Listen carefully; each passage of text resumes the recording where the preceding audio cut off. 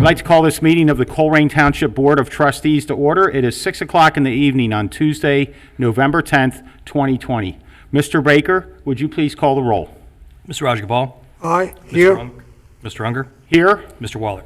I said I'd do this once for the Spanish teacher. Presente. Thank you, Trustee Waller. Mr. Mills. Yes, sir. I recommend that the board go into executive session in accordance with Ohio Revised Code, Section 121.22G1, to discuss the employment and compensation of public employees. Also in accordance with Ohio Revised Code, Section 121.22G3, to discuss pending or imminent litigation with the township attorney. Also in accordance with the Ohio Revised Code, Section 121.22G2, to consider the purchase of property for public purposes. Also in accordance with Ohio Revised Code, Section 121.22G4, to discuss the collective bargaining sessions with public employees concerning their compensation. And also in accordance with Ohio Revised Code, Section 121.22G8, to consider confidential information relating to specific business strategy and to discuss negotiations with other political subdivisions respecting requests for economic development assistance. I would motion that we go into executive session for those reasons. I'll second. It's been motioned and seconded. Is there any discussion? None. Hearing none, Mr. Baker, please call for a vote.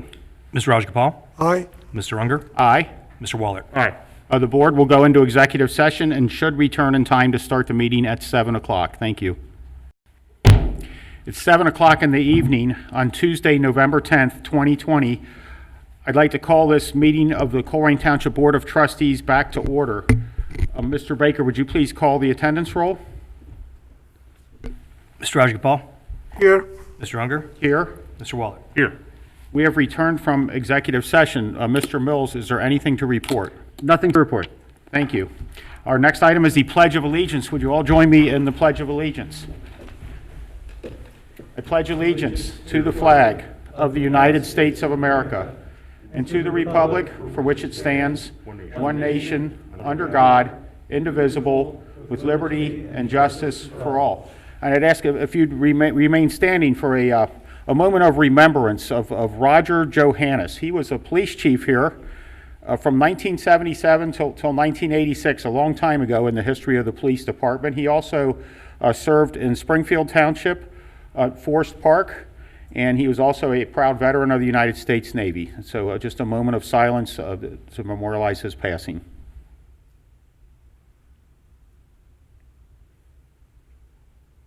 Thank you.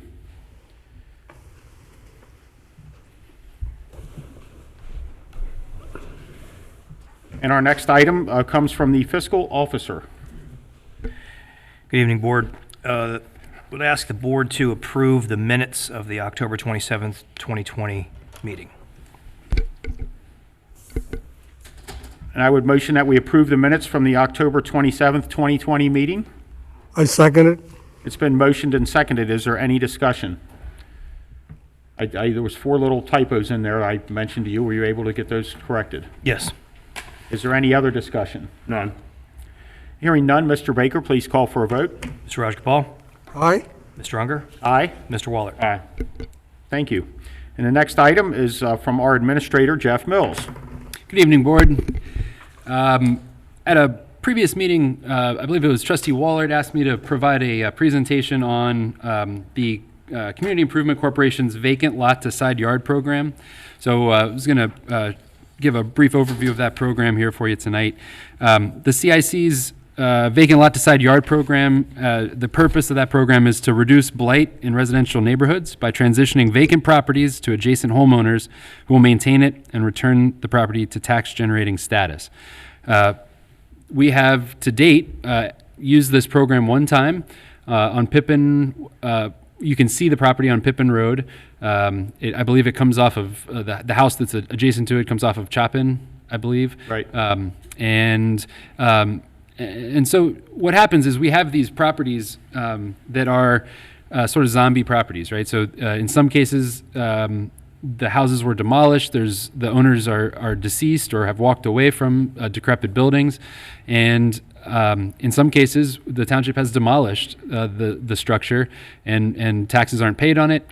So we're able to work with the Port Authority in most instances in the land bank to acquire these properties, and then in an attempt to get them to a tax generating status again, and to have somebody take care of them and mow them and love them. The goal of this program, we developed this program whereby we say, if you live next door and you have a vacant lot next to you and we can get control of it, we will transition that, we'll sell that to you at a nominal cost, covering our costs of acquisition. And there are some stipulations, some rules. So you have to, in order to buy one of these properties from the C.I.C., you have to consolidate that lot with the existing lot. So it can't be a developer can't speculate on a lot, buy it, get it cheap, and then sell it on the market. So you have to consolidate that lot with your existing lot. It has to become a part of your property. You have to have a plan for improvement, like landscaping, etc. After the transaction, the lot you have to warrant that you're not going to sell that lot separately from the adjoining property. So it's going to convey in the future, if you move, it's going to convey with your primary residence. You have to pay tax. It says, you have to pay taxes, etc. So the way that the process works is, a property is acquired by the C.I.C. It's placed on the Vacant-lot-to-sideyard program list by the executive director. Currently, there are no properties on that list because the C.I.C. does not own a property that it's trying to use this program for.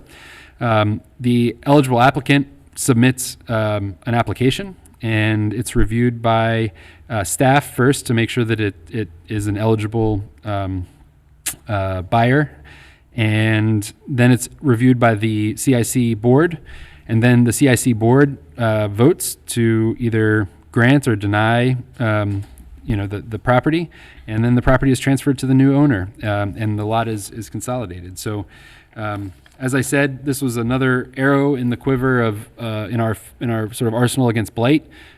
We've used it successfully once, and it is my hope that we come into a situation where it'll be helpful again.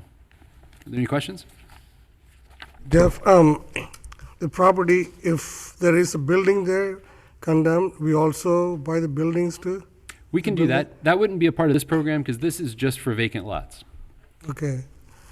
But right now, we are experimenting just for the vacant lot. Yeah, but if we wanted to, as we did, if you wanted to buy a blighted building or work with the port to acquire it, we could do that, and we could transition that blighted building to a rehabber. We could transition that blighted building to a neighbor. We could demolish it and transition it to the neighbor through the vacant lot to side yard program.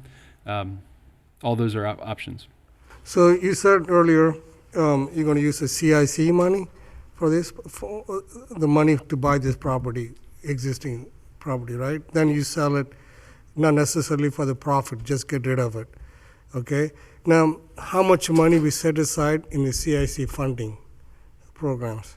Is there any certain amount set aside for this program? There is not, but typical transaction with the Port Authority is a $1,000 transaction. So which helps to cover the Port Authority's costs. So the benefit to working with the Port Authority is if there's any liens on the property, they have the ability to remove those liens. And so they can acquire a piece of property, clear the title, and transition it to the C.I.C. with a title that is clear. And that's the benefit. And for that service, the township typically, in a typical transaction, we pay $1,000 for that. And so when we convey this through the vacant lot to side yard program to the adjacent owner, we try to recover those costs of the $1,000. Thank you. Sure.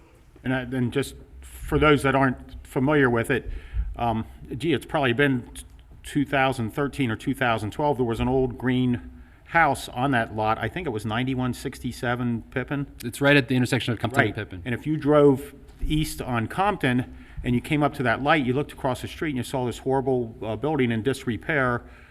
I think at the time you were in another function with the township and I was not here, but you solicited some funds from the state of Ohio, where the program was called Moving Ohio Forward. Moving Ohio Forward.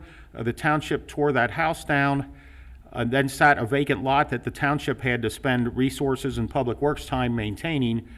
So it was a benefit because we're not here to own a bunch of property. We're here to return property to productive use, and this program is just a mechanism to do that. That's And- exactly right. And the family that bought that is the adjacent property owner on Chopin. Yes. And they have since, done some improvements on the lot, and now it's not on our maintenance schedule.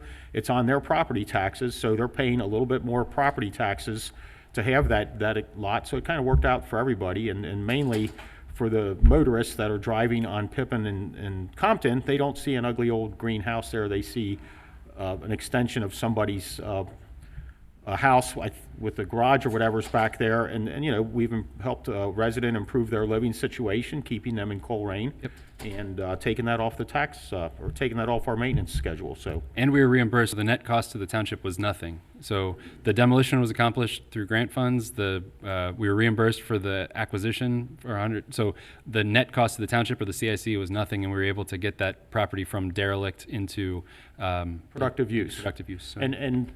And here at Colerain Township, we need to have a mechanism to do that. If you drive around and look at houses and wonder why they're falling down, look, people die, owners die, estates aren't settled, the house can fall into disrepair, somebody could, not afford their mortgage and walk away. And this just gives us a tool to get those things cleaned up. And, we're trying real hard here in Colerain Township to do that. So thank you for your presentation, Jeff. The next item No, is... sorry, go ahead, Matt. Yeah, a couple questions that I've been waiting on. Thanks for putting this together. So if the property is, I know that there, last time I checked, maybe 3, and they're usually odd-sized lots. There are 3 lots at the Port Authority that are in Colerain Township, the last time I checked. If the Port Authority owns them, we can still go through the same process, the C.I.C., buy them from the Port Authority, or so I'm thinking, and it's incrementalism.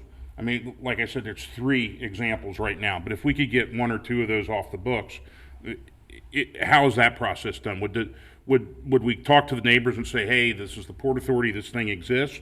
Would we do it through the C.I.C.? I think that's up to you and Okay. the CIC board. So in some instances, I think it's a case-by-case situation. So in some instances, as we saw in Schuster, it made more sense for the township to get out of the middle of a transaction and allow a resident to buy it directly from the Port Authority. In other situations, it may make more sense for the township to get involved. It's all based on the circumstances of the particular property. And the Port Authority is not picking up gems, right? So these are the hairiest properties in the township. There's one of them, I believe, is a remainder parcel from a development that sort of went bust, and the HOA didn't know what to do with it, and they just let it go. It's a mess. All these things are messes that we're lucky to have an organization like the Land Reutilization Corporation, Port Authority, and the CIC to deal with, I think. But I don't know One of the that, benefits of using the CIC is that it has a little more leeway and who they in get. buying and selling properties because it's created for economic benefit, to benefit as the agent of the trustees to benefit the township. Because if the trustees own or the board owns the property, then you have to auction it off and all that kind of thing. Whereas the CIC can go to a particular business that, is adjacent or whatever and has a little more leeway in how they sell the property. Okay, yeah, I think I was kind of aiming towards the idea of if it's already in the Port Authority's hands, we can make that match. We could be a matchmaker. That is an option that we, Okay. yeah. All right, thank you. My pleasure. Okay, and that would take us to our next item, Mr. Mills.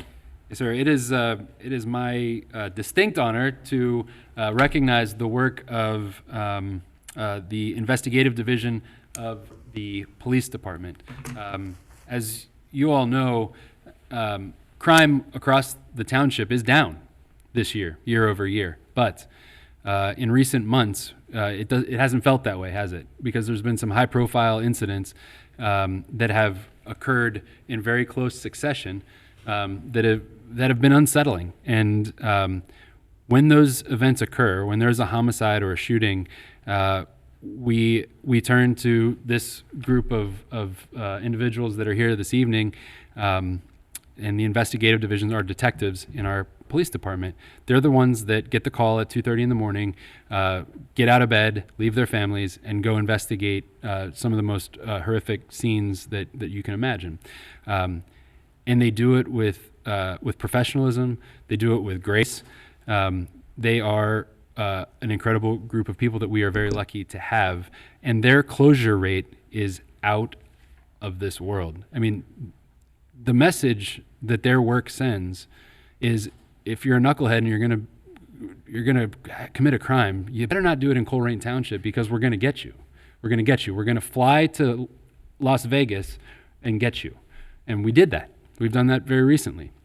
And so, you know, I think that Mr. Rajagopal wanted to make sure that these guys understood how important their work is and how much it's appreciated, and asked me to prepare this commendation and certificate of achievement for the group. I'll just say that all of these guys are fantastic, but we have Chief Denny here. We have Lieutenant Mike Owen, who is the Lieutenant of Investigative Division, and we have our Sergeant Scott Owens. So, and the guys are all here too. So, Board, would you like to present that? Read it to them first, yeah? Yeah. I'm extremely proud of presenting this certificate of achievement award to our hardworking, very intelligent police officers. The certificate of achievement awarded to Colerain Township Police, the Criminal Investigative Unit, for their outstanding dedication and investigative skills in solving several violent crimes occurring in August 2020. Presented on November 10, 2020, by the Colerain Township Board of Trustees. I want to applause, stand up, applause you guys.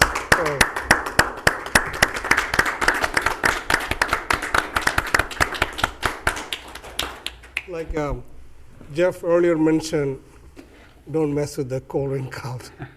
I always say this in the meeting, always talk to a bunch of criminals. You know, don't come around mess here in Colerain Township. But I saw your outstanding work when I was driving by Colerain on the carjacking and the car wash place. How they professionally secured the place, started the investigating work right away. Immediately it happened, and they caught the guys. And like Jeff mentioned earlier, and you can go and hide anywhere, go to Las Vegas, but we're gonna get you. And I'm so proud of you guys doing this outstanding work in our police department. Chief, I'll bring it to you.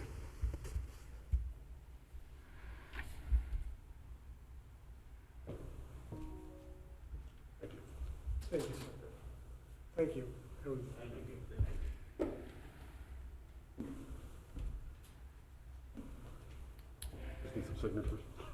Oh, yeah. I'm sorry. You gotta sign it? You gotta sign it. Yep. I'll just add what Trustee Rajagopal said. Thank you so much for your hard work, and the amazing swiftness you closed some of these things with was incredible.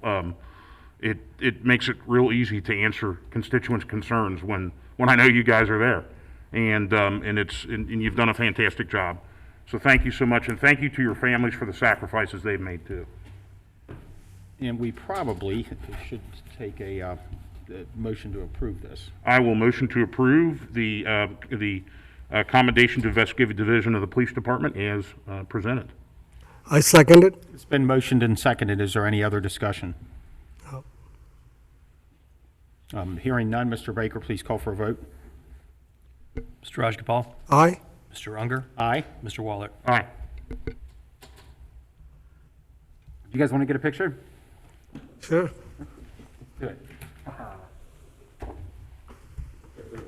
Sergeant Owens has to keep his mask on.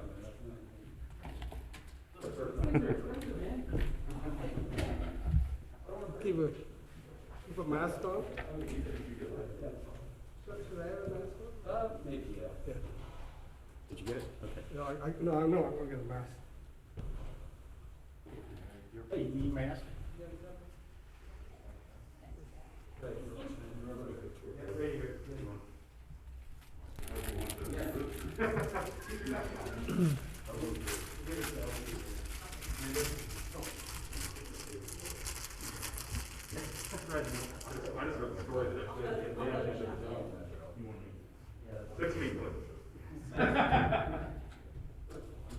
And right back here. Okay,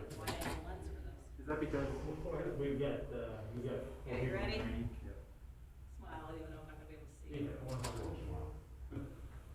Mr. Baker, you're not getting in this one? You come back here, Jeff. Just come on up here with me, Jeff. Don't hurt yourself. All I got to do is hear the cool story. You guys just work. Oh, no. Those guys were in front. Oh, shoot, I don't have, can't see Mark's face. What purpose? Thank you, guys. Thank you guys. Thank you. Is that yours? I don't know either.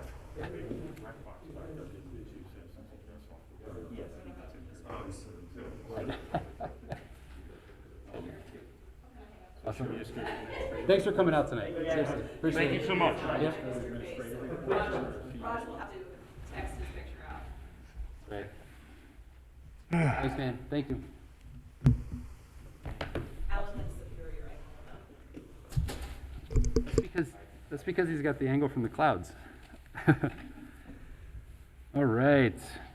Johnny on the spot. And congratulations to our marvelous police department. Thank you. All right.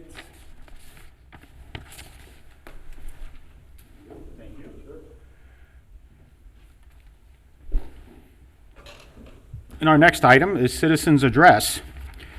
It seems that we've had two people submit comments, and I will go ahead and read them. One is from Robert. Please excuse my pronunciation, Riccardoni. Opioid lawsuit settlement payment. Hi, I would like to hear an update on our township's participation in receiving payments from the settlement between our state and opioid manufacturers. How much are we expecting? ORT cost us precious time, money, and people resources. Very valuable, but expenses beyond our anticipated scope.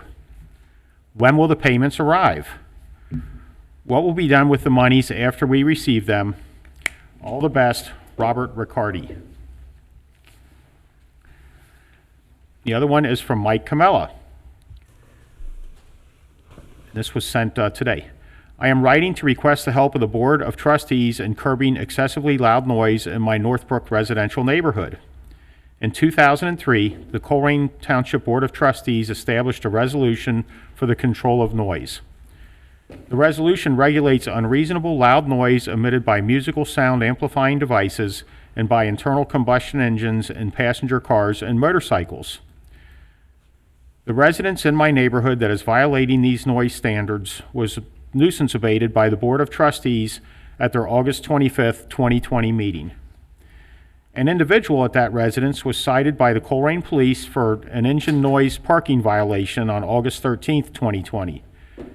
The Hamilton County Court Clerk shows that the individual was capious on October 22nd, 2020.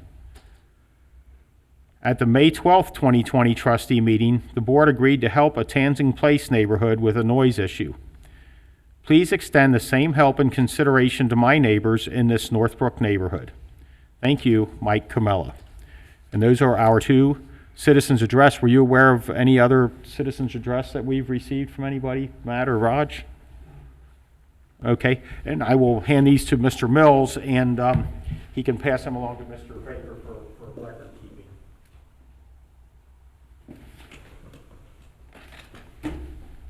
And that would take us to our next item, which is administrative reports. Mr. Mills. Yes, sir. Thank you. We'll begin our administrative reports this evening with the fire department. And Chief Alan Walls.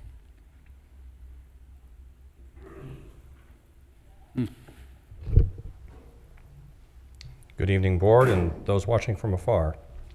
First of all, on behalf of the department, we're extremely humbled and beyond thankful for the support shown last Tuesday with the successful passage of the levy. And so in the run-up to Election Day, we had committed to maintaining the service with the passage of that, and that's what we intend to do moving forward, is to maintain the service that we have. Looking at our October statistics, our EMS incidents, we made 766 responses. Our fire incidents, we made 147. In the contract area of Springfield Township, we made 27. Our reported fire loss for the month was $59,518. And we had 2 incidents of note. October the 16th in the 9,000 block of Brookside Drive. We transported 1 occupant with smoke inhalation who rescued a pet before we arrived. We rescued the second pet upon our arrival and extinguished the fire. And then October the 25th, in the 8600 block of Pippin Road, we had a loss of approximately $50,000 in a townhome in the Skyline neighborhood. Our average response time was 5 minutes and 19 seconds, and our first unit on the scene, less than 6 minutes, was 70.16%. And that's all I have. Thank you, Chief. Thank you. Chief? I just want to commend all the fire department personnel. They work very hard on each polling polling places, and it's remarkable. Because of their work, the levy passed. Thank you. You know, I see that our residents, when they walk by, they always give a thumbs up. So please convey that my thanks to them. Thank you very much. Thank you. Thank you, Chief. Next, invite Chief Mark Denny, Police Department. First, I just want to thank you for taking the moment to acknowledge the investigators. As a chief, it's incredible to have people like that surrounding you doing that kind of work, and you get to take the credit for it usually. So you taking the time to let them know that their work is appreciated means a lot. A lot of those 2:30 in the morning phone calls they got were after a 2:30 in the morning phone call the day before, where they got home at 1:30 in the morning. So it was a very difficult stretch of period of time for them, but their professionalism remained, and they did fantastic work. So thank you for letting them know you appreciate that. For October, we responded to 3,609 calls for service, and we're averaging about 116 calls per day. The response time to all the calls was 10 minutes and 10.65 seconds. 10 minutes and 6.5 seconds, sorry. And that's all the calls combined. That's emergency calls, any kind of call at all. So the report calls where we have to stack those calls, that does add to that response time. The emergency response time is about 4 to 5 minutes is what our general response time is on that. The officers made 99 traffic stops with 7 OVI arrests, and those numbers are significantly lower than we normally have because we've instructed our officers due to COVID to restrict their unnecessary contacts. So unless they see something just blatantly dangerous or in violation in front of them, we ask them not to be doing investigative stops right now. We want them available to respond to emergencies and keep them healthy. So we are on pace right now to see a 13% reduction in crime if things continue on for the rest of the year as we've seen it so far. To give you a little point of reference, in 2015, we had nearly twice the amount of total crime. We had 937 more property crimes and 61 more violent crimes at this time of the year. That's a significant drop, and that is a drop that's being seen nationwide as well. So while I'm proud and we're doing a good job, it's not something that's an anomaly. It's being seen all throughout the country that the crime rates are going back down. So we'll keep an eye on that, and when they go down, they always go back up too. So when we start seeing those trends, we'll make the proper adjustments. Thank you.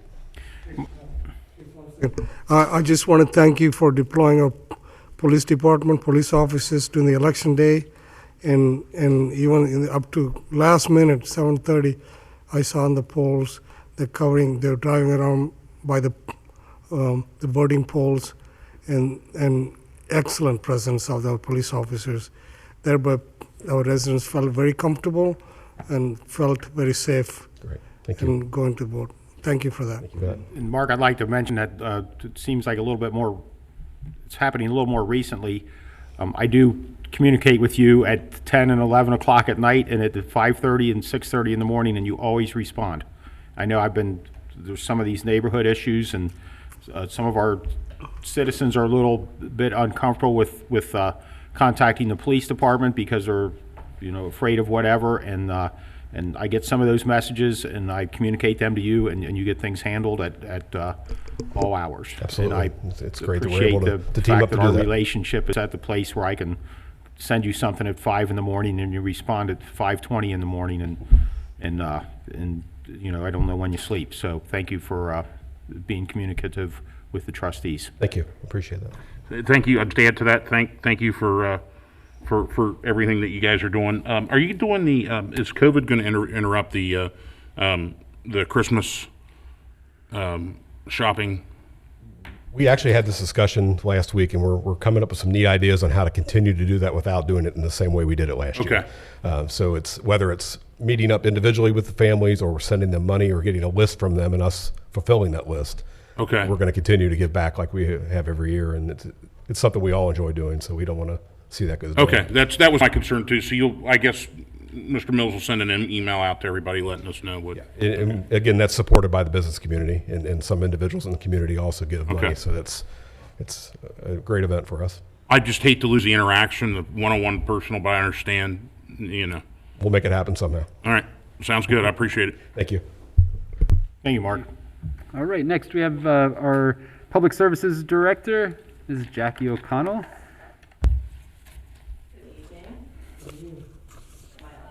Yep. Okay. I think there's a voice in the wall, isn't there? Right? It's like the wizard. Just really quickly with our KPIs, you can see that park usage is still up. We are over 200% of an increase over last year. So people are getting out, and especially during COVID, and enjoying their parks. So we're doing our best to keep up with that, keep them clean and safe.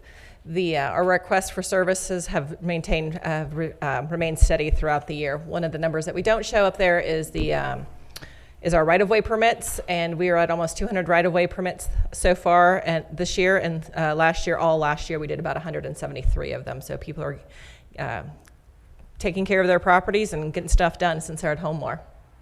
I've got several things this evening, and most of them are good news, so they're all good news, I should say. First of all, thank you very much for those of you who came out to the groundbreaking tonight. It was good to see so many campers and residents and you folks there supporting us, and we're finally getting Megaland built, replaced. The Colerain Park Playground replacement is kicking off with construction next week. We've also put a time-lapse camera out there so that we can post videos and people can follow along with the construction process. So we think that'll be very cool for people. I want to remind everybody, this is phase 1. Phase 2 is dependent on funding from the state. So hopefully that comes through and we are able to fund the awesomeness that is phase 2 of the Colerain Park Playground. Secondly, the veterans banners are up. You have seen those. We've gotten 50 of them up. And the commemorative banners came in today, so we're very excited about those. The families were able to order small banners for themselves or for their loved ones, so lots of people were ordering them as Christmas gifts. The Waycross did a video for us that's going to be up on our social media tomorrow and will be up on the website later in the week. They did a video recognizing all of our veterans and talking about the project and talking about what it means for veterans to see this. And we've talked to them. I think I talked last time about the banners might be cool, but the stories behind them are even more cool. The pictures are awesome. The stories are great. So we can't wait to share that with you guys. And my last bit of good news, Catholic Charities of Southwest Ohio, who did the Farmers to Families food drive with us in October, contacted us last week or so and said that they've gotten permission to extend their program and asked if we would be willing to host again. So got in contact with the police department. They were on board, so we hopped all over that. So we will be hosting another Farmers to Families food drive here November 20th. It's a Friday, and we are looking for volunteers. So if you can volunteer, the information is on our Facebook page. You volunteer through Catholic Charities. It's a lot of work to pull this off, so we need as many hands as we can get to help the people come in. Last time the program, we ran out of food within, I think, 2.5 hours because we had that many people coming through. We were able to help that many people. So Jackie, do you got a time set up? When is that event? It's November 20th. Last time it was 1 to 4, but I'm assuming it will be the same, but I don't have the final flyer yet. Great. You did a fantastic job, the last one. Thank you. You know, and It was I'm definitely a looking team forward to do effort. it again. It was very outstanding work. Thank you. Whatever you do a great job. Thank you. Thank you, Jackie. Yep. Thank you. I have a couple things I just want to kind of follow up on. Thank you. I have somebody that calls me probably every other day and tells me more banners went up. So I guess they've been in like 3 or 4 different shipments. They've been in 3 different shipments. Yeah, yes. but it's really cool. They're like, I've been waiting, and more banners have come up, and I think it's just an amazing.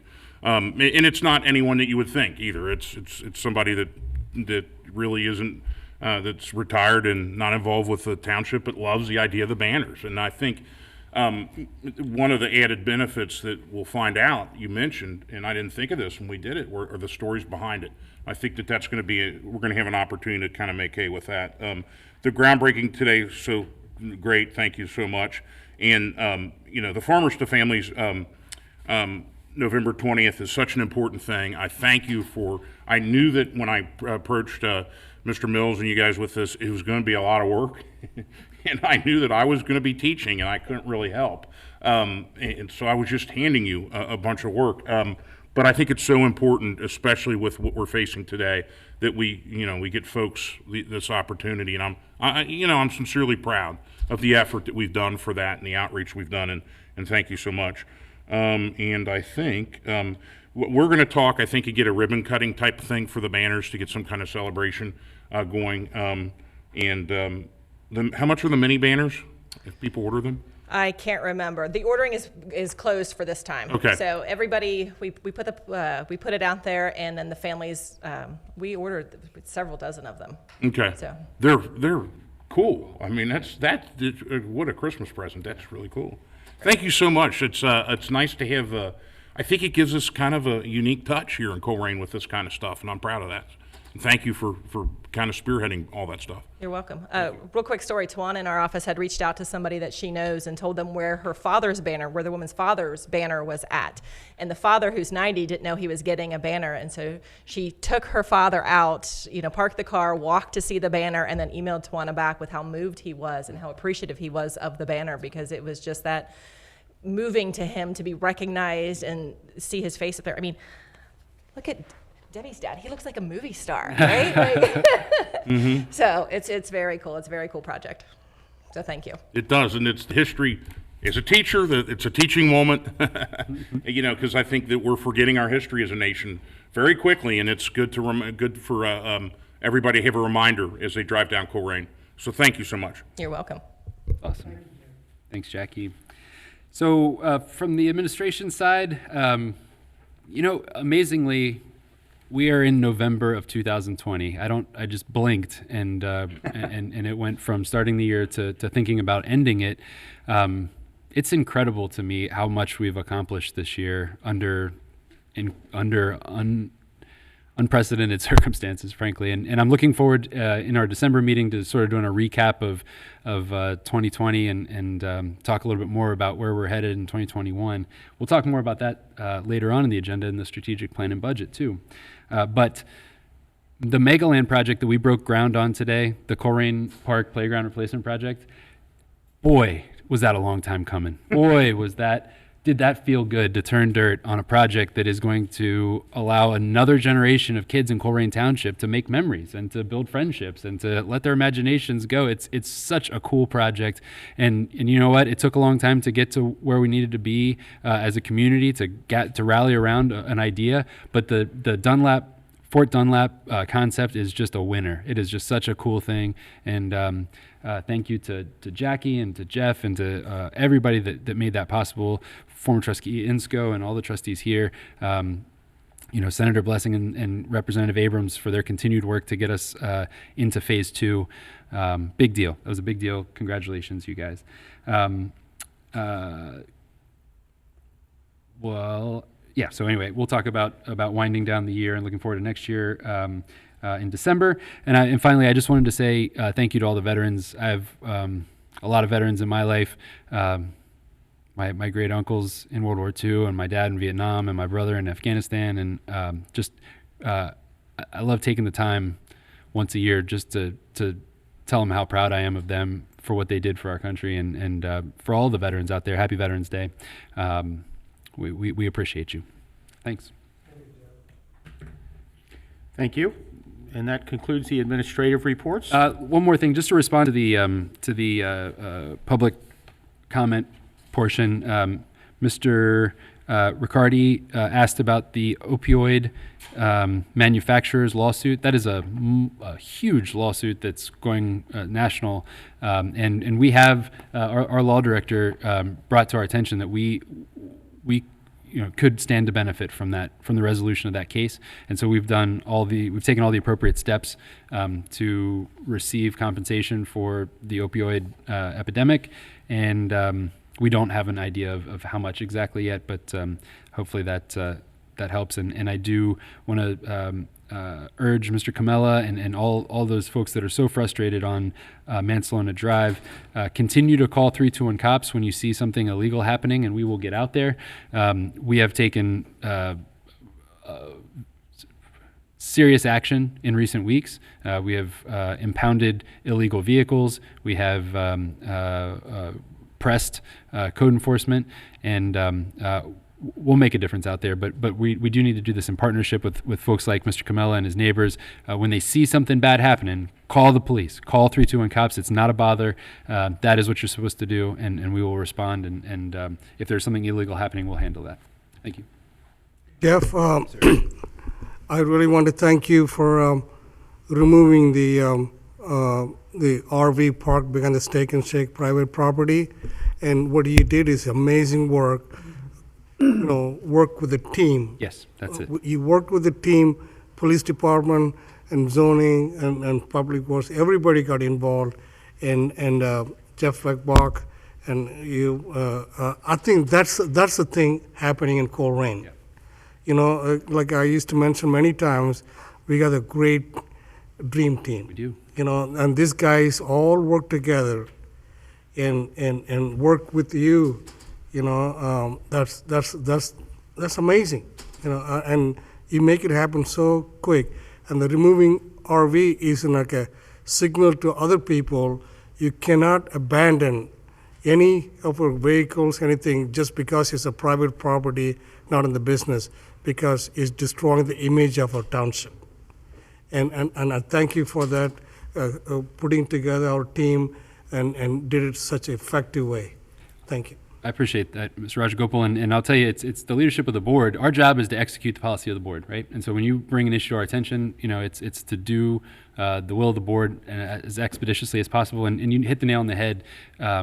Teamwork is it. Nothing ever happens alone. You saw with our investigative team, those guys work together in a spectacular fashion, and I think you see that throughout the organization. And with this issue with the RV, it was absolutely the police department and planning and the codes team and public services. Everybody does get involved. You're right. You hit the nail on the head, and that's how we're going to accomplish great things. Thank you for recognizing that. Thank you, Jeff and Raj. And that would bring us to Trustees' report. Raj, did you want to? I don't care. Go ahead, Raj. Mike. I got some good news that I may share with Jeff tomorrow. I contacted ODOT, the guy in charge of the gentleman Colerain, Justin Camp. We talked this morning, and we have all the planning. Matt had the vision, the litter pickup and litter dumping and everything. They're willing to come here and talk with us how we can collaborate a strategic planning. Then I told them we're going to hire 2 people on the law enforcement officers. They were excited. So sometimes I'll talk to you tomorrow. We set up a date.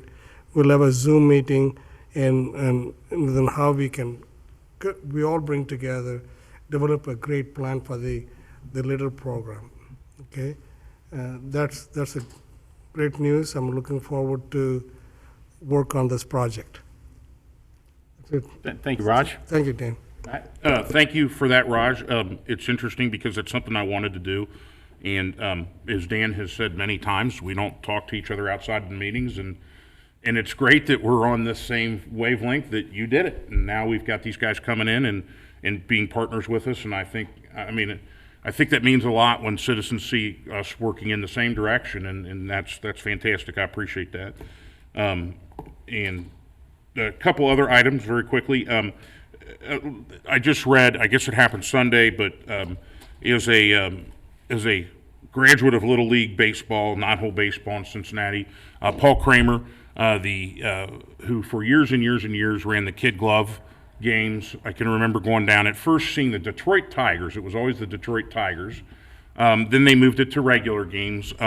He was so completely selfless in providing tickets for the kid glove games so that local not-hole teams could pay for equipment and then provide the tickets oftentimes to kids through different programs. Passed away Sunday, and he will be lost. And we talk about statues of athletes, there ought to be a statue of Paul Kramer outside Great American Ballpark, because I think he kept baseball alive for so many people, gave so many people an opportunity to play not-hole baseball, and I'm thankful for that. One of a kind of a positive I received feedback for on the Kroger. I haven't even mentioned it to Jeff, the Kroger Mount area. I guess they put in some permanent structures there, and a lot of the issues that we have are not as much an issue anymore because they have concrete blocks and things like that are in the way.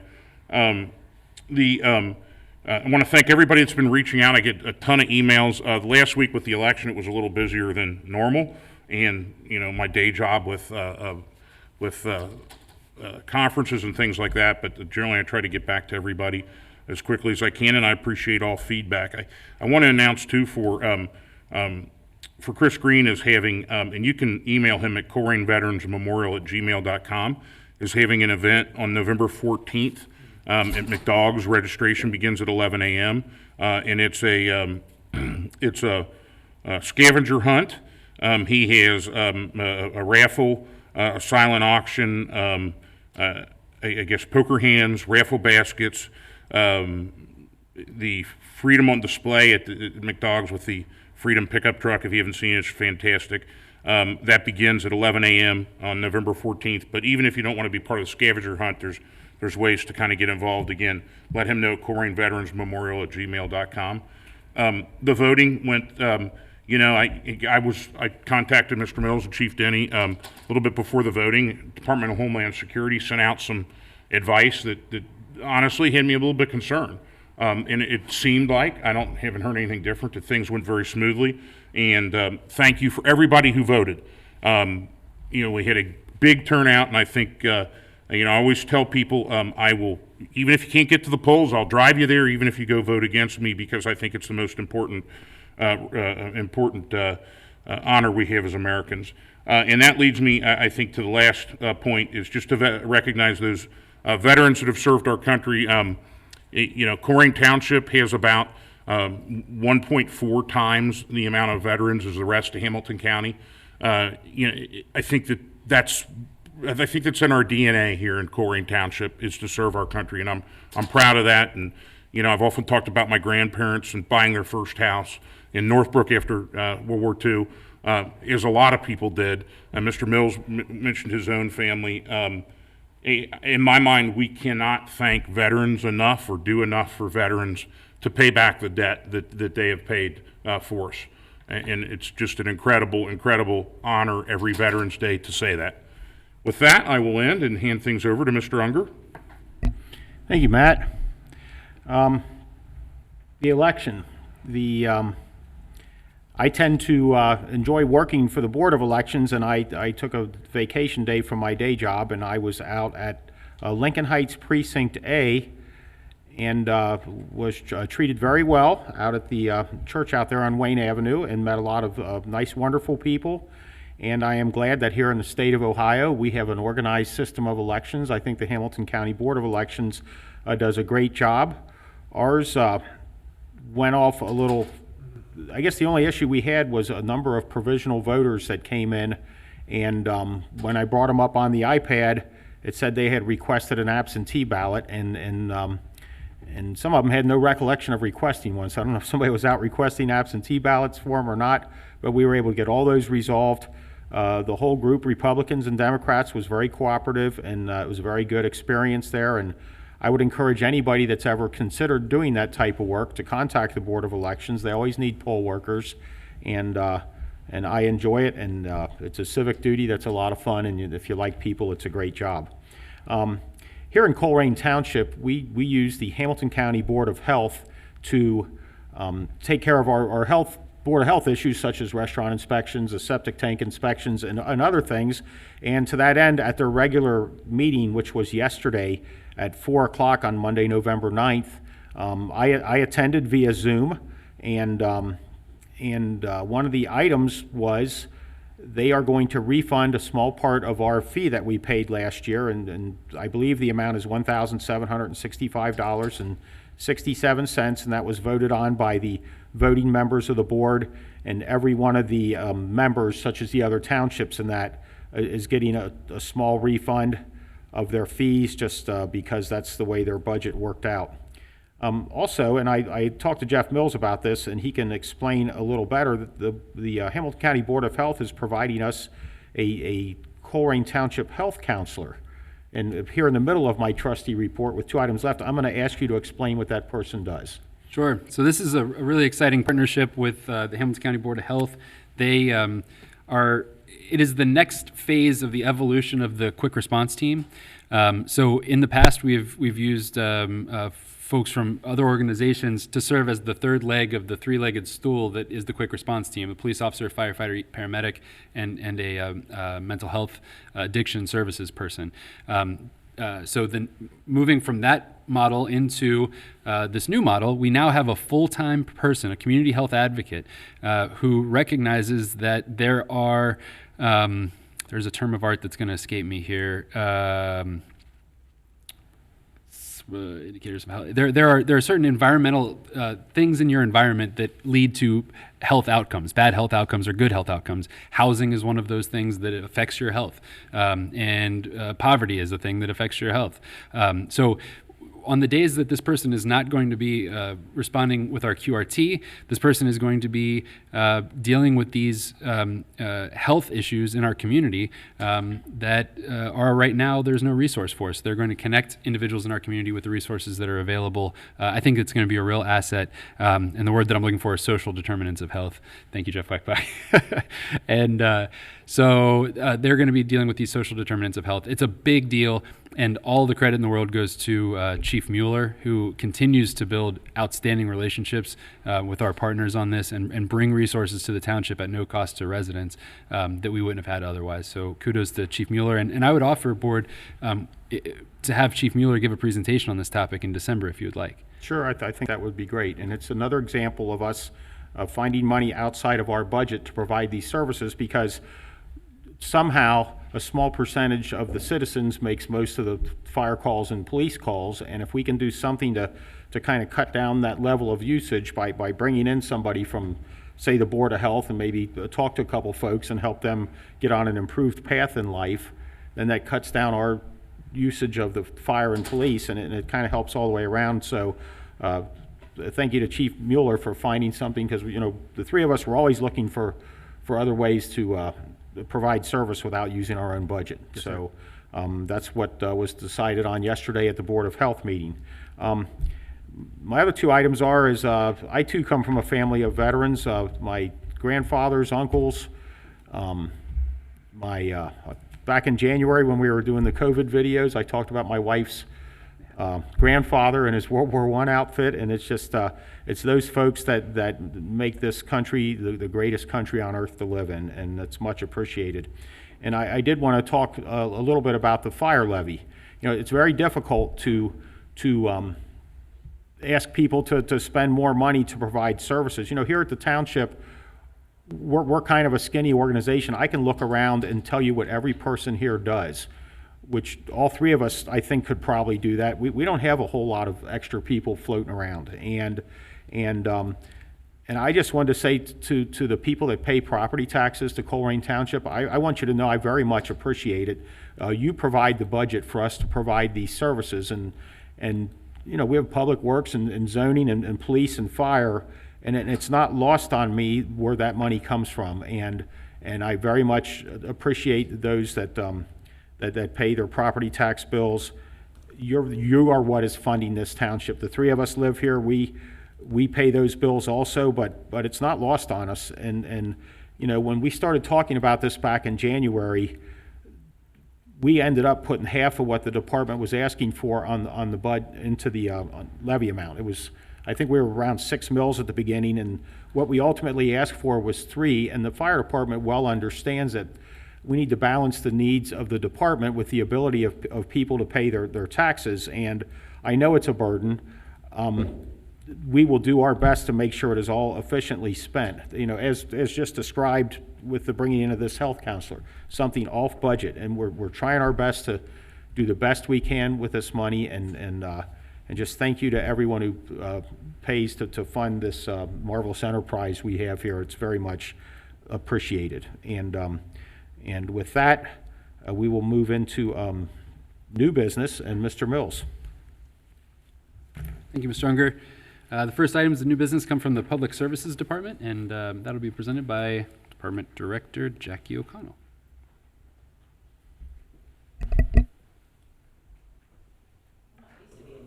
I'm not used to being first during this, so. I've got 2 items for you tonight, gentlemen. The first is the asking for recommending the adoption of a motion to approve the purchase of a chipper body and flatbed attachments for the swap loader truck. We have a truck in our fleet. We got it this year. We replaced one of our old dump trucks with it. It's a truck that essentially, it's like a transformer. The back slides on and off, and you can replace it with different attachments. The purpose of that is so that you don't have to buy multiple trucks, multiple specialty trucks. You can have one truck and just buy the attachments to do multiple things. So it came with a standard dump body that we will use to spread salt with. This motion is asking you to approve the purchase of 2 additional attachments. One is a chipper body and the other is a flatbed attachment. The total cost of these is $18,350. So right now we have 1 swap loader. In the 2021 budget, we've asked for a second swap loader so we can have 2 total in our fleet. So we have the versatility to move things around. We can also drop the bodies places. So when we did for instance, when we did the records purge here and we did the clean out a couple months ago, we were able to drop a body there, a truck body, truck bed, fill it up, and then come back later and get it without having to have the dump truck there. So the chipper body will serve a similar purpose. We can easily deploy it to storm sites and to work sites so they can ship into it and we can come back at a later time and pick it up. Okay. I would motion that we approve the purchase of the chipper body and flatbed attachments for the swap loader truck. I second it. It's been motioned and seconded. Is there any discussion? That sounds exciting, to have a chipper body and flatbed attachments for the swap loader truck. Anybody who doesn't think the work of a trustee is animating has never done this before. Any other comments? How did you come up with this idea, Jackie? Actually, it came from staff. So staff originally brought the concept up last year or in the 2020 budget cycle. And because they thought the versatility, so then we don't have to buy additional trucks to do these things. We don't have to make homemade chipper boxes anymore, for instance. We don't have to get a specialized trailer. We can use these and we can deploy them, drop them off, pick them up, and move on. And it's kind of, for those that might not understand, it's kind of like having a bobcat. You can get a bucket for it, a jackhammer, a sweeper, a rock hound, all these different attachments that fit on the same bobcat. So it's kind of the same different attachments that'll fit on the same truck. Yes. So we were to the point where the chipper body, we were getting rid of the truck that the chipper body was originally made for. And when I say chipper body, that is it's a chipper box made out of plywood that has been deteriorating for years. So that needs to go by the wayside anyway. And then the flatbed will help us with hauling. If we need to take things places, we can put it on the back of a truck as opposed to hauling a trailer. And was there any other discussion? None. Mr. Baker, please call for a vote. Mr. Rajagopal, Aye. Mr. Unger? Aye. Mr. Waller? Aye. And my next piece is a resolution to authorize the administrator to prepare and submit an application to participate in the Ohio Public Works Commission State Capital Improvement and Local Transportation Improvement Program. That was a mouthful. So we refer to this as the SKIP program. The county came to us and said, hey, there's a few roads in the township that we want to do. Can we have your blessing? And when I talked to the roads crew about it, they said, yeah, but can we include these other roads that are our streets to maintain?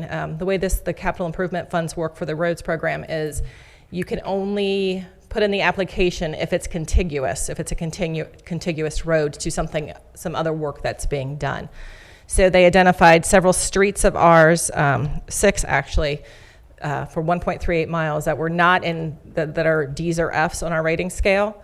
And the county said they would put the application together for us for those. So this hits, it's a 50% match. It hits it's approved for the fiscal year 2022 budget, for the state's 2022 budget. And this is just simply an application. We have not been awarded the funds yet. But this is a great opportunity for a 50% match to get roads done that we're going to need to finish anyway. So is this,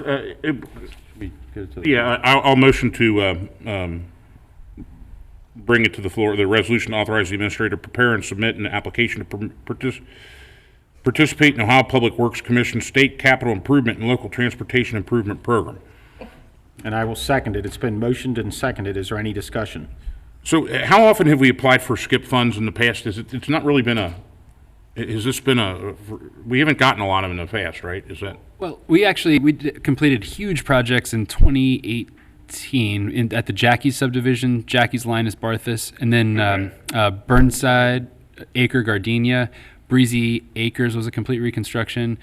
And so, but the beauty of this project, and it's different, in those projects, we were the applicant, they were all township roads. And the beauty of this project, as I understand it, is that it's a county application that we are tagging on to. So the county develops the application for us, they engineer it. There are engineers on the project and do most of the heavy lifting on the project for us. So the county engineers are the ones who reached out to us and who accepted the streets that we put forth to them. So is there a savings for us in doing it this way? We save probably over 50% because we don't have to have it engineered either. Okay. So it's a 50% match with the state capital improvement funds, but like I said, we don't have to pay to have it engineered like we had to pay for Jackie's and the subdivisions to be done. Now, what do they do with the sewer lines on that? Is that?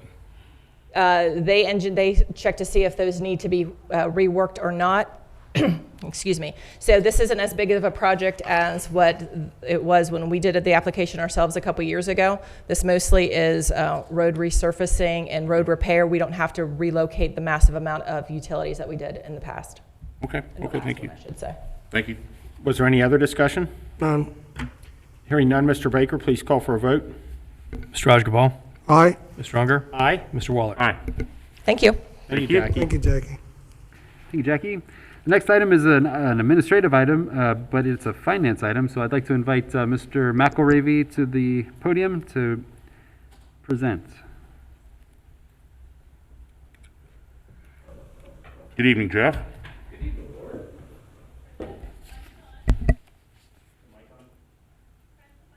There you go. Good evening. The resolution before you is a continuation of staff's work to implement your direction in terms of how we are deploying the CARES Act funding that the township has received from the state of Ohio and from Hamilton County. What this particular resolution does is encumber funds for payroll purposes. Typically, excuse me. Typically, payroll is not something that is encumbered, but we are coming up against Typically, payroll isn't something that is encumbered, but we are coming up against a November 20th deadline to have all funds encumbered related to that come to us through the CARES Act. And the solution that, and the guidance that we've received from the State Office of Budget and Management is to adopt a resolution like the one before you, to go ahead and, in essence, encumber the funds by resolution. And therefore, we will have the opportunity between now and the end of the year to deploy those funds to cover eligible public safety salary and benefit costs for the period in which the public health emergency has been declared. Now, there is a slight change from what is in your packet, and I believe it's at your place at the dais now. This is a sort of a belt and suspenders kind of thing. It's a clarification in Section 2 that refers to a allocation of funds from Hamilton County that they are providing us on a reimbursement basis. We have not yet received that yet, so this board has not appropriated those funds. But what this section does, is anticipate the receipt of those funds, the appropriation of those funds, and the use of those funds for eligible public safety, payroll, and related expenses. So the staff recommendation is adoption of the resolution encumbering funds for eligible public sector payroll expenses, Coronavirus Aid, Relief, and Economic Security Act. I motion that we do such a thing. I'll second. It's been motioned and seconded. Is there any discussion? I would just like to add, for those watching at home, this is found in your agenda, this document. Is there any other discussion? None. Hearing none, Mr. Baker, please call for a vote. Mr. Rajagopal? Aye. Mr. Unger? Aye. Mr. Waller? Aye. Thank you, board. Thank you, Mr. McElravy. The next item on administration is a resolution providing Colerain Township's consent to the Ohio Department of Transportation regarding project PID number 113851, Hamilton County, US 27, 11.09 sidewalks concerning the reconstruction of sidewalk and curbs of Colerain Avenue from John Rose to Shady Crest Drive. What you have in front of you, board, is a resolution that clarifies the relationship between the township and the Ohio Department of Transportation as it relates to the streetscape project that'll be on Colerain Avenue between John Rose and Shady Crest. We have felt that it was in the best interest of the township to have ODOT let this contract, so they're going to be responsible for letting the construction contract. And in December, we will bring before you a service order with a design consultant pursuant to the master services agreement process that you guys authorized last 2 meetings ago for the design. So what you have in front of you today is a resolution that authorizes me to execute an agreement with ODOT to have them let the construction project. Jeff, you should probably read the title of the resolution. Okay. That was the title of the resolution that I read up top. So that, so, That's not what is in my. yeah. Is it LPA Federal ODOT-let project agreement, and then the first paragraph? Oh, the name of the agreement? Is that what you're saying? The name of the title of the resolution. Okay, title of the resolution is Resolution Providing Colerain Township's Consent to the Ohio Department of Transportation regarding Project PID 113851, Ham US 27, 11.09 sidewalks concerning reconstruction of the sidewalk and curbs of Colerain Avenue from John Rose to Shady Crest Drive. Recommendation is to adopt. I'll give it a shot. I motion to approve the resolution providing Colerain Township's consent to the Ohio Department of Transportation regarding project PID number 113851-HAM US 27, 11.09 sidewalks concerning reconstruction of sidewalk and curbs of Colerain Avenue from John Rose Avenue to Shady Crest Drive. I second it. It's been motioned and seconded. Is there any discussion? I would like to add, this is found in the agenda for anybody to look at. Yeah, Jeff, this is all along, we were right on the target, the sidewalks. You know, that was our goal, you know, this board, when we did the priorities. Yes. You're right along the goal, you know, our strategic planning. Sidewalks is pretty, number one topic. Yes, sir. It's happening. Yep. Thank you. You're welcome. It does show the estimated cost of the project at $1,496,288. Yes, sir. Okay. Is there any other discussion? None. Hearing none, Mr. Baker, please call for a vote. Mr. Rajagopal? Aye. Mr. Unger? Aye. Mr. Waller? Aye. Thank you, Board. The next item is a motion to authorize the Township Administrator to apply for Community Development Block Grant for 2021 through 2023. Every 3 years, Hamilton County creates an application process by which we can request Community Development Block Grant dollars. You'll recall in the past 3 years, we have funded such projects as the Northbrook Strategic Reinvestment Plan. We have funded the Sidewalk Maintenance Revolving Loan Fund, which is actually under construction right now, and other great projects. Moving forward, our recommendation is to apply for our allocation based on our population of $326,000 for the following projects: $150,000 for sidewalk repair and maintenance program in low mod income areas. This would be a continuation of the establishment of the sidewalk maintenance revolving loan fund. And you'll recall that the way that this works is we, in census tracts where it's eligible to use CDBG money, we mark bad sidewalk blocks, which it is the resident's responsibility to fix, and we provide, we use this CDBG money to provide a no interest, a zero interest loan, and amortize that over 5 years, so that we aren't going into neighborhoods and saying, you know, you have to fork over $850 right now in order to fix your sidewalk. We say, we'll give you a zero interest loan, which we'll put on your tax bill over 5 years, which in most cases amounts over that 5-year period to about $13 a month for folks. So our recommendation is to continue that program into the next 3 years. And as our residents are paying back that money, our hope is that we are priming the pump, so to speak, so that this will be able to continue on for years to come without additional funds, because it's a loan program that will be repaid, and we'll continue to invest those dollars. The second project is a $30,000 allocation for a strategic reinvestment plan for Groesbeck neighborhood. I think that what we saw in Northbrook and the creation of their Northbrook Now strategic reinvestment plan was a catalytic event that galvanized that neighborhood and gave them, identified all of the projects that they wanted to work on over the next, set of years. And I'd like to take that model and replicate that in Groesbeck, because I think that there's a great group of people down there that are working real hard, and if they had a plan to begin to execute, I think that would do wonders for the neighborhood. The next project that we're recommending is a $30,000 allocation for home repairs throughout Colerain Township. Every year, the township has partnered with the people working cooperatively for the Colerain Give Back Day. This year, we saw record turnout of 125 different volunteers, I believe, went to 20 some odd houses and helped folks fix up their home. And so with volunteer labor and the expertise of people working cooperatively, we're able to make a real difference.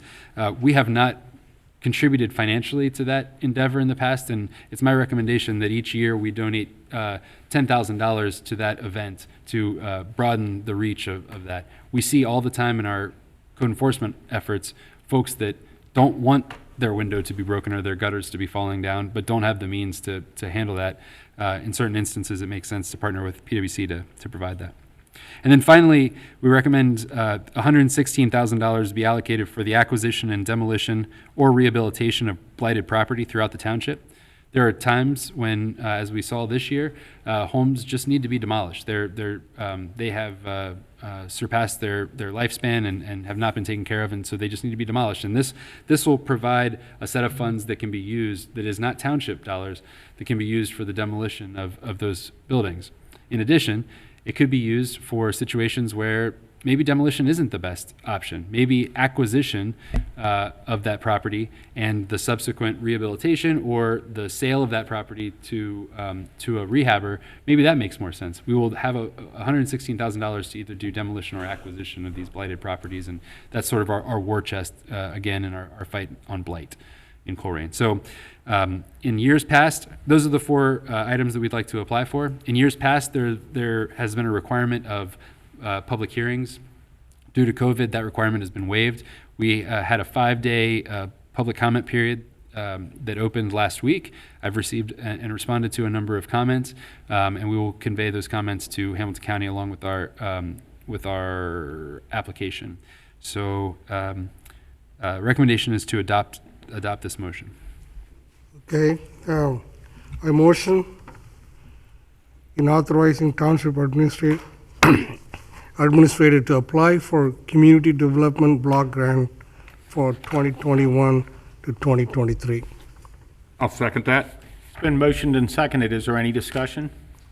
Okay, thank you, Jeff. These are the great programs. Especially, I know we brought the good program for the Northbrook. Now the next step moving south to Groesbeck, and hopefully, like Matt mentioned about Tip Financial District around this Groesbeck area, around that, I think we are moving forward. What our part of the strategic planning. Yes, we were making this happen with the all these grants. That's the beauty of this. We're making our township is a better place to live, getting all these grants and helping the people and get them involved also. So these all great programs, Jeff. Appreciate doing this. Do you have any comments, Raj? Matt? Just one comment, not for this, but maybe future, as we see these grants. I think one of the things that I've heard from some of our residents is maybe some partnership with Council on Aging, so that some of these funds are directed specifically to people who are on that cusp of repairs that maybe need to be done, or else they're going to have to lose their home. And I think that this is a big 100-yard look on something, because we're working with a lot of issues, but that's kind of I guess on my long-term vision on helping with that. So I don't know if future, if any money comes available, not through the block grant but through other grants, if we can work with that, I think that's a fine effort too. Excellent. And I don't know if we have those as income-based for helping folks with their houses. I know with Council on Aging, sometimes you can't get help from them until your income is at a certain level. And I don't know that that's what we're doing with this. This is just, if we see something, let's just cut through the red tape and fix it. Right, we're not. Right. Yeah. I'm saying in the future elements that Sure. targeted more towards seniors who are in that nether area of needing so many repairs that they may lose their house. I think that's based on the demographics I see in the township. I think that's become an expanding base. Sure. And one of the other things, and we've talked about earlier in the meeting about the Port Authority and blighted properties, and that I can think of 3 of them that come to the top of my mind where the owner died, which we're all going to do that someday, and they didn't have a succession plan or a will, and the property got argued. And I can think of 3 specific examples, and I'm not going to list them because they would reference a particular piece of property. But what I've learned is apparently the owner died, did not have a will, did not have a succession plan, and the family got in an argument, the house sat, the weeds grew, the windows got broke out, and then it's a blighted property. So, and it's incumbent upon all of us to get your estate together and name somebody to handle your affairs as you get older, and this won't happen with these houses. But I can ultimately, when citizens don't do that, it falls to the government of local jurisdiction, which in this case is Colerain Township. And if you would just, the house we discussed today is another one where the house was in the wife's name. She passed away in 2007. The husband lived until last year, and he never got the house transferred out of his deceased wife's name. And now he passed away, and now the house has been sitting for several months, and because they did not have a plan, and now it falls to the township, and we're dragging it down through housing court because the dead don't cut grass or fix windows, and so get a succession plan together for your estate. because nobody wants to see the house they've worked for their whole life end up being a problem for the township 2 or 3 years after they're gone. So was there any other discussion? That is a great point. It is, get mentioned it about together. I mean, access. Raj should get the Raj Mahal together and figure out where that's Build a gonna end Raj up Mahal at. for them. That is a It's great idea. we're all a gonna great check point. out someday, I get it think together and. that's exactly, Jeff mentioned about helping this. It's all, bottom line, come to the beautification of the Colerain Township and Colerain place, better place to live. And our seniors deserve better place to live.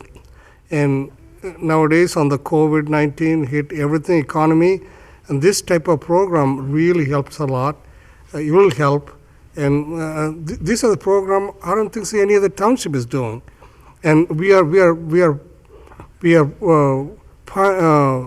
pilot programs, and once it get kick off, man, we can have a great program build up based on this model.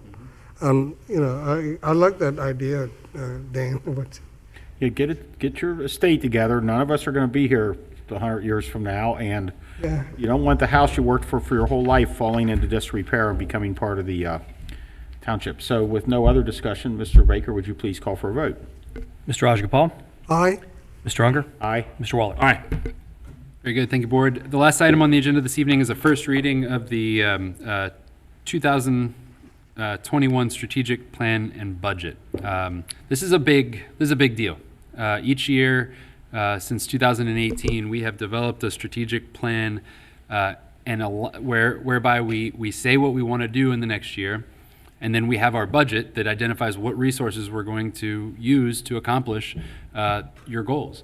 And you'll recall that several weeks ago, you all adopted a resolution that identified your policy priorities for 2021. That, in combination with surveys of residents and input from our leadership team, has culminated in what we have in front of us and in the agenda this evening. The big theme for 2020 this year was creating connections, and we talked about how we were going to create connections with sidewalks. We talked about how we were going to create connections with communications, and I'm looking forward to talking more about that in December. But I think we were very successful in that regard. Next year, the big theme, as I understood it from the board, is Colerain Township is going to be prosperous, green, and clean, and we have created from that big theme, we have created a set of goals for the township, for every department. And this year, every department has the same 6 goals. They are to increase the focus on economic development and township prosperity, to engage the new economy with green initiatives, to improve the look of the township with a focus on litter and dumping, to manage the township's finances responsibly while improving financial policies and processes, to continue to provide high-quality safety services, and to continuously improve the operations of the township. These are goals that we arrived at through our conversations with you trustees individually here at the DS, and when we sat down to meet about your budget goals for next year. I hope that accurately reflects your goals. And what we do then is we take that a step farther, and for each goal, we develop initiatives. And each department is able to show what they're going to do to achieve that goal.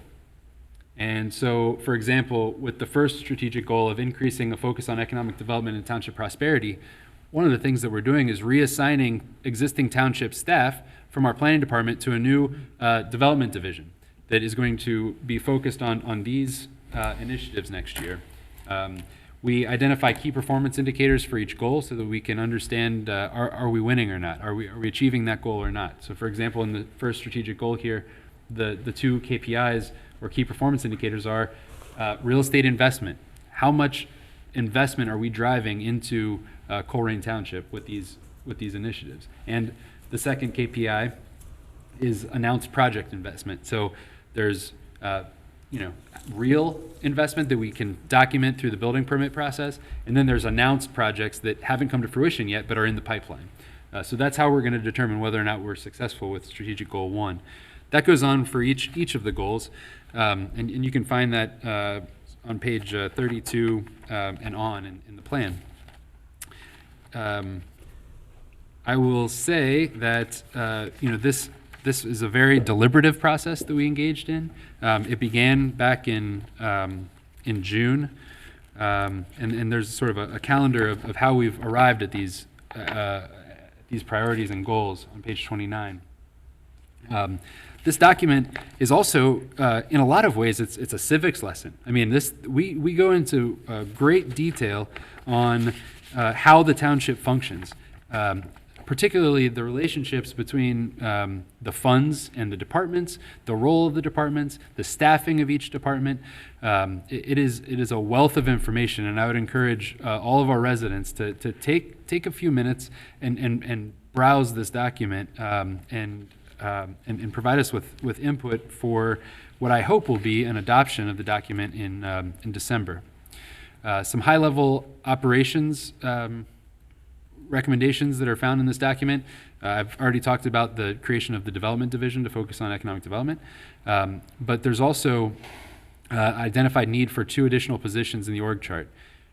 One of them is needed in the finance department with a finance specialist. We currently have our finance director way down in the weeds on doing a lot of transactional work, and we have in Mr. McElravy an incredible amount of talent and skill, and I just believe that if we could get him out of the transactional place and get him into the strategic place, I think that we'll be able to accomplish a great deal more, and we'll be able to have more checks and balances in our financial department and redundancy, so that if somebody were to go down with COVID, or God forbid, or if somebody were to have to leave, that we would have institutional knowledge that can continue on. The second additional position that we're advocating for is an additional parks worker. You can see in this document the historic trend of employment in that department over time, and we have lost, correct me if I'm wrong, it was 10 positions in the last 7 years that have gone unfilled in our public services department. So we have left 10 positions unfilled. We have decreased that head count over time, and we're really starting to feel it operationally. So the guys and gals that do work in our parks do an excellent job, but we simply cannot maintain the parks to the level that we have in the past with 10 fewer people. And so we're asking for the replacement of one of those individuals. That rounds out the operational changes. The last thing that I'll mention is capital, and the way that we're approaching capital is a little different this year. You recently adopted a capital policy that identifies what capital is and how it is approved. What we've included in here gets us a lot closer than we've ever been to a multi-year capital plan, whereby we are thinking about the age of our vehicles and replacement times and budgeting for those costs, so that it's not an ad hoc process, it's a planned process that we can understand and plan for and assign resources to. So with your approval of this strategic plan and budget book, coupled with your adoption of the temporary appropriations resolution, we're going to ask you to adopt the capital budget and the items in it, and then we'll be able to move forward next year in a more streamlined way, everybody understanding what it is that we're going to buy. And so with that, I will end my comments on this, with the exception, with the last comment I'll say is, this is an extraordinary amount of work, and I just appreciate so much the residents who have taken the time to fill out the surveys. We got a great response. The time that we've been able to spend together talking about your priorities next year has been invaluable, and the work of the leadership team on developing the content is just very much appreciated. So look forward to talking about that more in December. Do we have to have like a motion now? Or No, just a this is thought? just the first reading. Yeah. Yeah, but I'm happy to answer any So questions. we can discuss, talk? You can go ahead and discuss without a motion because it's not an item for action. Okay. Jeff, like you mentioned, it's amazing work. It's incredible work. I think you started out with the all the leadership seminar, retreat, And I went to the retreat and saw how you talked, and you didn't dictate the people. You didn't dictate. Oh, I want to do this. I want to do this. Well, I'm the administrator. I want you to do it. But you let them create a plan. You give them a liberty and freedom to come up with idea, and each one produce that idea. And then you sat on the table, you talked, all the team talked about. That is incredible work. That is called teamwork. I was amazed by that. But that's the olden days. The CEO will tell you, I want you to do this, I want to come up with this plan, I want you to come up with this plan. You completely changed the paradigm. So what I know, I want to a little bit talk about this. Before me and Dan came into this board, this township, they didn't have any strategic planning. They didn't have no goals. They just ran the government. But this is very important in this age of economic development. We were looking about, when me and Dan came, we talked about strategic planning. We gave an idea how we want to lead our township to. And you came up with that, the strategic planning, 19, 20, 21. It's very, very important, Jeff. You got to have a long-term goals.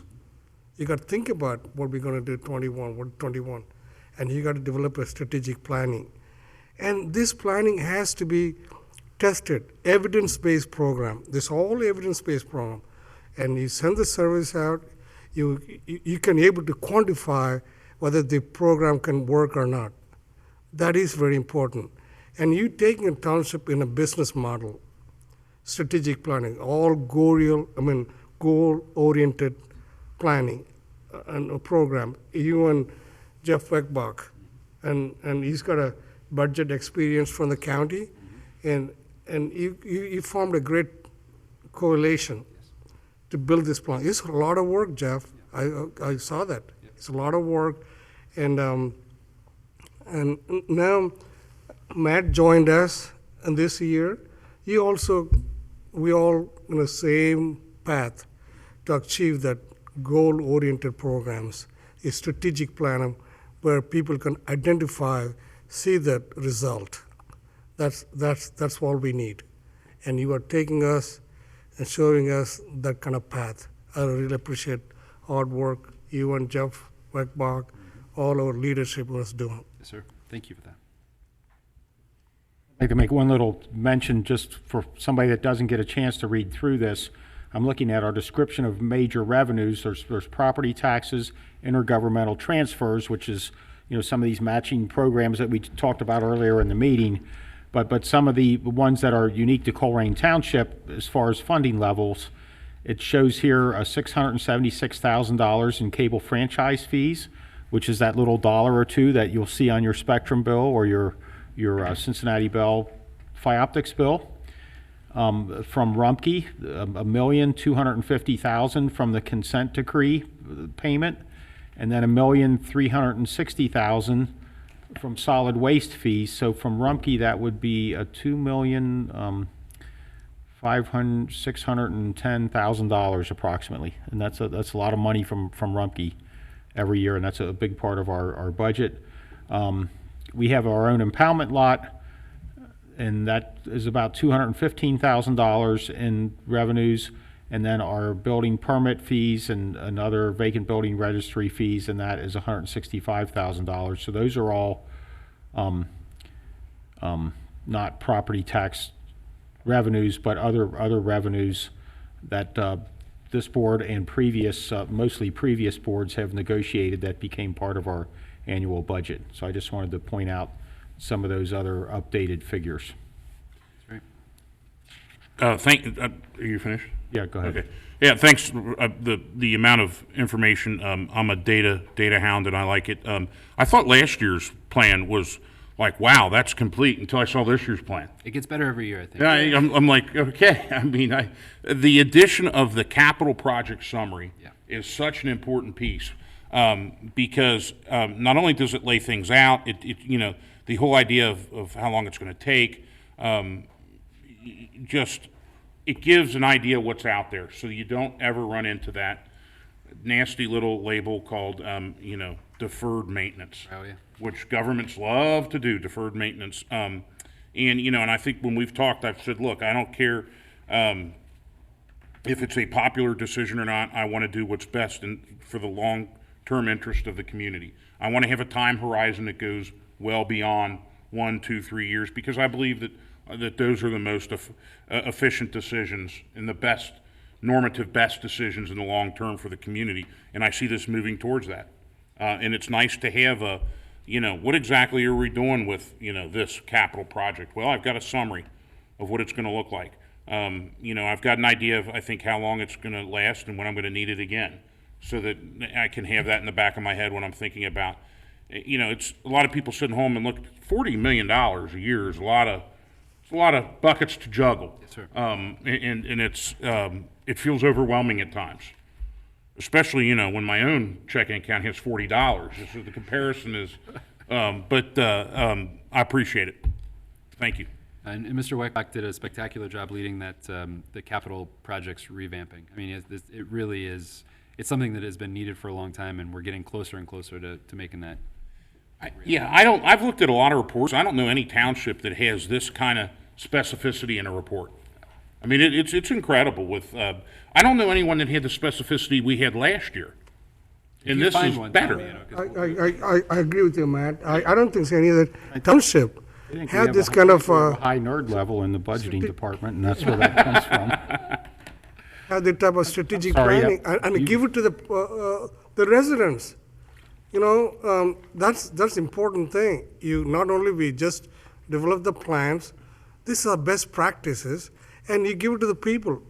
The resident can see this, what's our plan would be in 21, 22. So they all will be on our board. I think our township, you're doing a great job on this. That came again, it does come back to the leadership, you guys, you three. So in 18, your big theme, the thing that you wanted to accomplish more than anything else was transparency. And it's been my opinion throughout my career that if I'm not doing something that I'm proud of, then I'm not going to be doing it. And so I want people to know what the township is doing. And I think that this document is a great way to communicate all the things that the township is doing. And we're proud of the work that we do. We invite folks to come in and learn more about what we do because we're proud of it. So thank you. Thank you, Jeff. Yeah. And it is out there for people to read. Yes, sir. And it comes right up. It doesn't take too long to load, and please have a look at it. So thank you. Great. That would bring us to old business and consent items. Yes, sir. So there is no old business this evening. We have 3 items in the consent agenda. The first is a detailed rate change for Walmart. The way that the Walmart contract reads with the police department, each time there is basically, we have the ability to increase the price of that the township receives, along with increases that we pay to our police officers for that detail. So I signed the increase in payment to the township from Walmart for that detail. I also signed a contract with the City of Cincinnati for a fire safety trailer. The City of Cincinnati Fire Department got a grant, and they have a trailer that is used for fire safety, and they're sharing it as a regional asset. So this is an MOU that I signed that allows us access to that piece of equipment. And then finally, I signed a contract with Intelligent Video Solutions.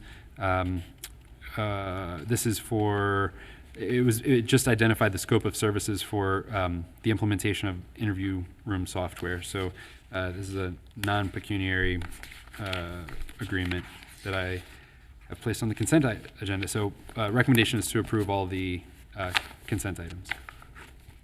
I motion that we approve the consent items. I'll second. It's been motioned and seconded. Is there any discussion? I'm looking at the rates for the Walmart, and it, just to read it into the record, it shows the hourly rate for a police officer is $66.04 an hour, $76.59 for a sergeant, and $88.81 an hour for a lieutenant per hour of an officer's assignment. I know we have folks that get curious about what those rates are. You can look at our agenda, and this Exhibit A contract is in here, and I just wanted to make people aware of that. Is there any other discussion? Good. Hearing none, Mr. Baker, please call for a vote. Mr. Rajagopal? Aye. Mr. Unger? Aye. Mr. Waller? Aye. Thank you, Board. Thank you, Jeff. The next item is the Fiscal Office Report. Mr. Baker. Thank you, Board. Not much of a report tonight, but I did want to talk about a couple things. First, I also want to thank all the veterans out there. I've had a lot of veterans in my family, and my father-in-law served in the U.S. Navy, so just very appreciative of our freedoms that we take it for granted. A lot of people sacrifice a lot for those, so thank you to all the veterans. And then secondly, I just wanted to make a brief comment about the election. Even though the national election may or may not be decided yet, the local election has been, and it has been for a week. And yet, there are still way too many candidate signs that are in public right-of-ways. And as someone who's worked on a lot of different campaigns, a couple of them were my own, I just think it looks bad, and I think it takes advantage of a township and a community where we have to continuously see these signs in public right-of-ways. Now, if it's in someone's yard, that's their prerogative, and if they want to leave it out there, they can leave it out there. But if someone's going to stick a sign at an intersection, the election's over for a week, I think that candidate or people that work on that candidate's campaign has a duty to get out there and get those signs up. And with that, that's all I have. Okay, thank you, Thank you, Jeff. Jeff. I don't know that there's anything else on the agenda, although I did receive a letter from OKI Regional asking us to do a nomination for a member to be the board of directors. I have been that with I believe you as the person, or Jeff Weckbach, that would attend the meetings. And I'm going to ask you to put this on the December agenda, as we don't have a meeting in 2 weeks because it's Thanksgiving week, but so we can vote on this and get it down there on time, because it's compelled to be there by January 8th. So if something would happen in the beginning of the year, like a snow out of a meeting or something, I would rather get this down in December. So I will give this to you, and if you could get it on our next meeting agenda, we can do that, even though it is kind of an organizational meeting item. There's no trustee election, so the three of us should be here next year, and so I'll give this to you, and I don't know that there was anything else. Yeah, I want to, I just want to thank all our veterans for serving our country, sacrifice your life to give us the freedom we now enjoy. And God bless you and keep you in a safe and good health. Thank you. Did you have anything else, Matt? Move to adjourn. No, do we have a, I think we're okay. then I will move to adjourn. And I'll second it. It's been motioned and seconded. Is there any discussion? Hearing none, Mr. Baker, please call on a vote for adjournment. Mr. Rajagopal? Aye. Mr. Unger? Aye. Mr. Waller? Aye. This meeting of the Colerain Township Board of Trustees is adjourned at 8:42 p.m. on Tuesday, November 10th, 2020. Thank you for watching.